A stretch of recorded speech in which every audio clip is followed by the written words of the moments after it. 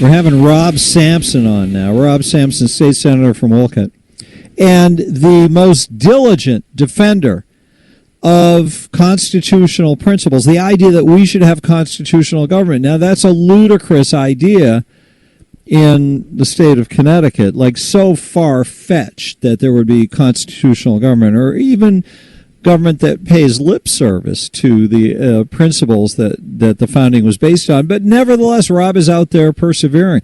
Thank you, sir, for joining us.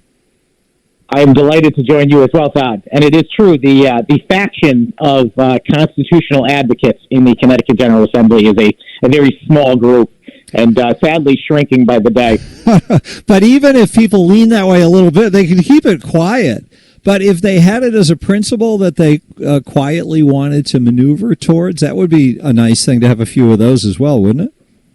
It would be great, except, the thing about being in the legislature is you're tested nearly every day. You've got to cast votes on things, and that's where we find out whether you're truly a limited government advocate, which I would say is even possibly more important than being a constitutional government advocate, or not, because you're going to be tested each day, and I believe that lip service is irrelevant. I want to see people that actually do vote like proud American, patriots, and not just say they are. Well, that's what I meant. Vote service. Vote service. That's what we need. What did you say was more important than constitutional government? Limited government. Limited government. I've really enjoyed listening the past couple of days. You've had some amazing callers on both sides of this issue. Dave earlier, I really would have enjoyed that to be in on that conversation. Yes, you could have done a better job with them. Yeah, your recent guest Ben is fabulous. Carrying libertarian values into town council, and your gentleman yesterday from the Mises Institute, excellent. And all of this conversation about factions. And I would encourage anyone who really likes history to go read Madison's words in Federalist Number 10, which is all about that. And the problem we have in government today is that the government has too much power. These factions are not the problem themselves. Factions, Madison, I think, said, are nothing more than freedom itself. People have different opinions and they should fight for them. It's when the government gets in the position of being the decider about who's going to win in those battles. And that can only be solved by having a limited and restrained government. Yeah, that's good. What stands out for you from memory about what Madison said? Well, the reason why he was talking about it is because he was trying to about why we should have a Republican form of government versus a direct democracy. And that is because in a direct democracy, obviously, the faction with the most members wins. And they're not necessarily right, or they shouldn't necessarily get their way, even if they are. All factions should be allowed to survive because, as he said, factions are liberty. And so he was trying to paint the picture of a Republican form of government being advantageous. Incidentally, just since we're talking about it, one of my heroes in Connecticut politics is Tom Scott, who you have on all the time. And the one issue I think he and I differ on is ballot initiative.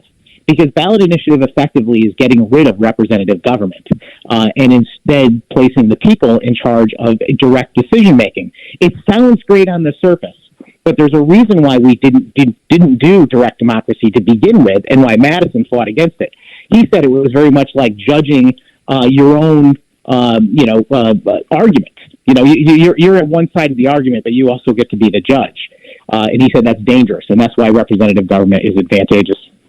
I can see that argument, but there is something nice about when you have an intransigent legislature that's totally rigged the way it is now in Connecticut, that you could isolate a particular issue onto the ballot and thus rise up around it.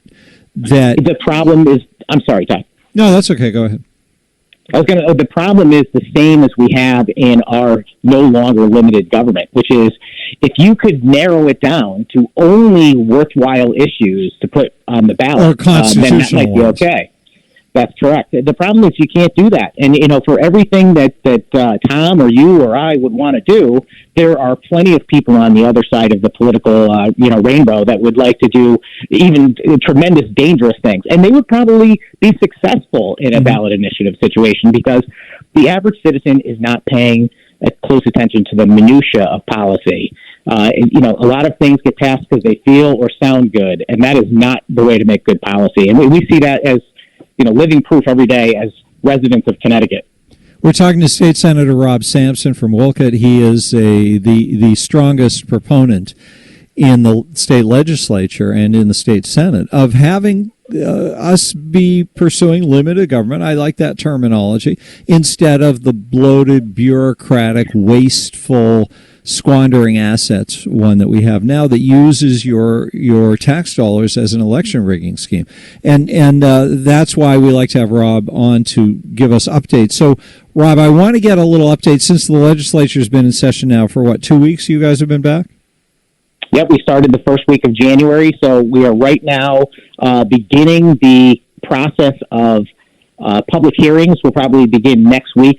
The first step, as bills are proposed, is that they get divvied up to the various committees, and then those committees have meetings to decide which of those ideas are going to go forward in the form of the hearings. So this is the filtering process to find out what's worth pursuing or what's timely or whatever bias might come in.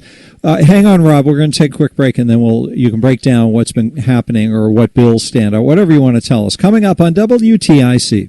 Yeah, we don't have to break. Good.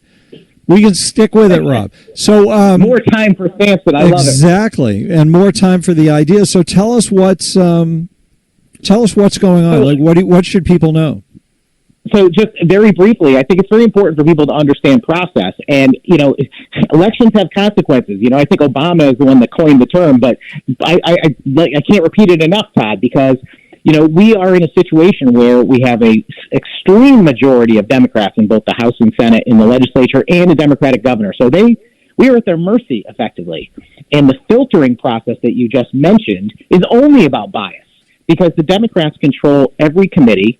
They are the chair of the House and the chair of the Senate on every committee, and therefore they decide what bills, if any, go forward. And so when you say they agree with. When you say elections have consequences, this means that power at every level inside the legislative body changes over to the party that wins the election, that has the most members, right?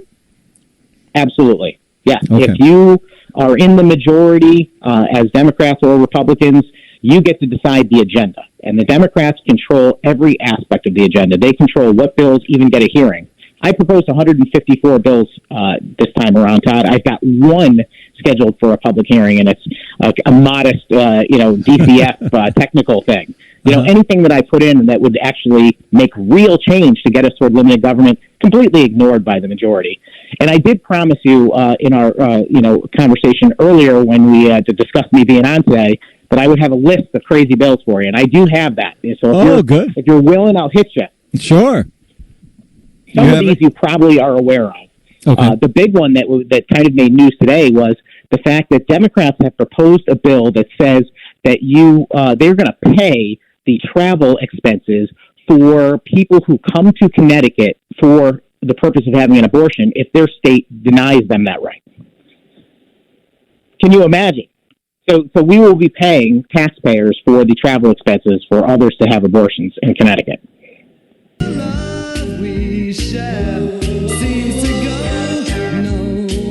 Rob, we're having some technical issues here today, and it's a shame to have to interrupt you. Hey. So let's get you going back at it again.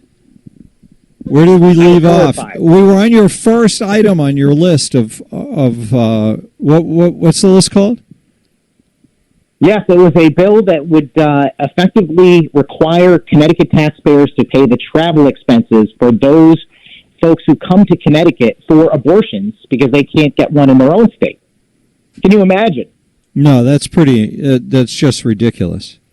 It's insane, yes. There are several bills, regarding reproductive rights. It's so funny because this bill, they had a big press conference, and it was the Reproductive Caucus, they call themselves, that announced this bill. I think they're the Counter-Reproductive Caucus, if you ask me. Yes. But so we're talking they have a bill that would...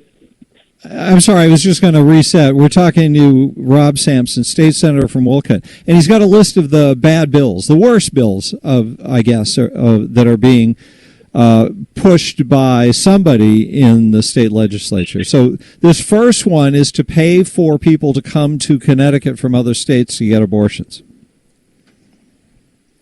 What would be the qualifier, Rob, on that? I don't know the details of the bill. This is many things haven't gotten to that stage yet, huh? That's right. They're just one-liners so far. We don't know what the details are, but obviously it's to get a reaction and to ingratiate this particular group of legislators, the reproductive caucus they call themselves. Virtue signal to a particular crowd. That's right. All right. What else do you have? Yeah, to talk to their faction. So we have lots of bills involving abortion, illegal aliens, gun control, everything. But I'll zip through them fast, and we can interrupt me if you want to talk about anything. Illegal aliens having the right to vote in Connecticut, a constitutional change. Mm-hmm. Expanding healthcare coverage for illegal aliens in the state of Connecticut. There's even a bill that would make it so that occupational licenses can no longer be restricted for people who are not in the country lawfully. When I don't know how you do that, because you cannot lawfully work in this country unless you have permission. If you're in the country illegally, you're not supposed to work. That's how badly they want to make a bad law. Yes, that is how bad. There are terrible housing laws, worse than we've seen in Connecticut, I think, historically. Price controls, rent caps, a bill that would actually establish a right to housing, eliminating landlords' ability to evict folks. There's even a bill that they tried to do last year that I successfully stalled, but they're back again because that's what they do, and that would allow someone to put a daycare in a rental unit, despite the landlord's contract with them, and even overruling local zoning. The question there is, who owns the property? The Democrats make it quite clear that they have no respect for property rights whatsoever.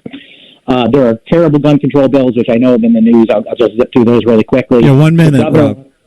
Yep, the governor wants to raise the age to purchase a gun to 21, limit the number of guns you can purchase to one per month, get rid of open carry, increase bans on certain things.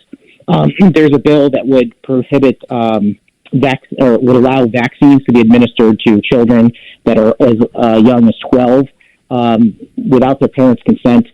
Free school meals, free tuition. There are lots and lots more, but that's a good start for your listeners to be concerned about. All right. Will you come back maybe next week and give us an update? I would like to. And I just wanted to quickly announce that I have a town hall meeting in Southington on February 6th, beginning at 6:30 at the Municipal Center, and people are welcome to come from all over if they want to come join me. Hey, where do they find that? On your Facebook page if they want details? They can find it at SenatorSampson.com or on my Facebook, Sampson4CT. SenatorSampson.com. All right, Rob Sampson, State Senator from Wolcott. Thanks for being here, sir. Thank you so much, Todd. Appreciate the opportunity.